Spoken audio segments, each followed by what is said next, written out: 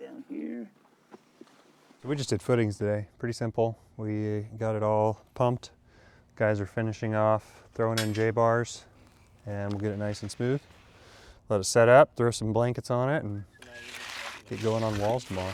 We'll have to tear all the forms off, get it all cleaned up. We're gonna blow gravel because it's winter. I always blow the inside with gravel so that we can have a nice workspace. We're not slogging through the mud. We can work off of the gravel. It keeps everything clean too. Yeah. And then if we ever get any water or snow into the crawl space prior to winter's end, that water can get sucked out just cleanly, easily. Throw a moisture barrier down and we're good to go.